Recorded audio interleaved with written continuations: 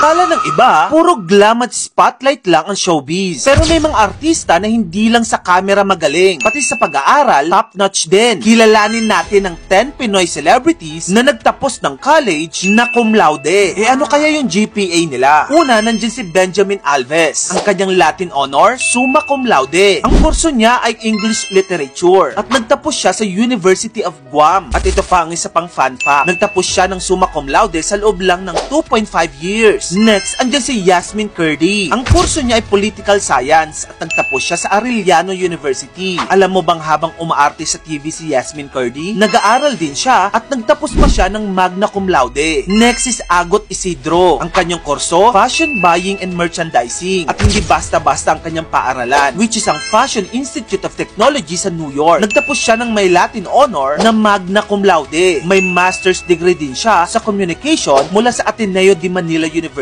Grabe, nakakabilib tong si Agot. Next is Giselle Sanchez. Ang kanyang kurso, Broadcast Communication. At nagtapos siya mula sa University of the Philippines, Diliman. Kahit kilala sa comedy, seryoso siya sa academics noong nag-aaral pa siya. At nagtapos siya ng magna cum laude. Next is Shamsi Supsup. Ang kanyang kurso, Architecture. At nagtapos siya mula sa UP Diliman. At nakakuha siya ng magna cum laude na Latin honor. Fun fact din, top-notcher din siya sa Architecture Licensure Exam noong 2010. Grabe, nakakabilib talaga si Shamsi. Talagang beauty and brain. Next is Cathy Bersola. Nagtapos siya bilang summa cum laude sa kursong Sports Science sa UP Diliman. Siya ay dating team captain ng UP Lady Maroons at ngayon ay isang doktor na. Next is Carla Abellana. Ang kurso niya ay Psychology at nagtapos siya sa De La Salle University. Consistent Dean's Lister si Carla Abellana noon at nagtapos ng cum laude habang active sa showbiz. Next is si Jerfiel Flores. Ang kanyang kurso ay Music mula sa UP Diliman. Asia's Got Talent finalist si Jerfiel na nagtapos ng cum laude sa UP College of Music. Next is Venus Ra. Nagtapos siya ng Communication Arts, major in Journalism sa Bicol University at nakakuha rin siya ng major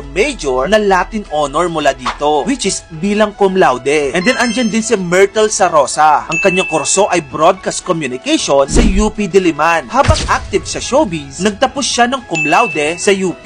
Kita mo na, hindi hadlang ang showbiz sa academic excellence. Nagawa nilang pagsabayin ng spotlight at studies. Ikaw pa kaya? Kaya kaya mo yan. Kung gusto mo pa na mag-ganito pang klaseng content, follow mo na ako. Yun lang. Maraming salamat sa panonood.